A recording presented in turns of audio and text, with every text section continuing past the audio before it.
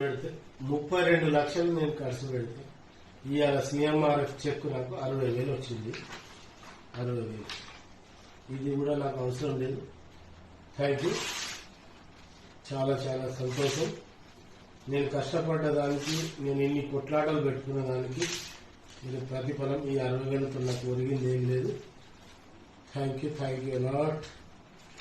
నేను 39 లక్షలు నేను సీఎంఆర్ఎఫ్ ఖర్చు ఇచ్చిన ఫైల్ 60,000 రూపాయలు వచ్చింది. 60,000 దీన్ని నేను ఎక్కడ జమ చేసుకోవాలి, ఏం చేసుకోవాలి, అప్పులు తెచ్చిన వాళ్ళకి ఏమి ఇచ్చుకోవాలి నాకు ఏం అర్థమైతలేదు. అందుకోసం దీన్ని చింపేసిన.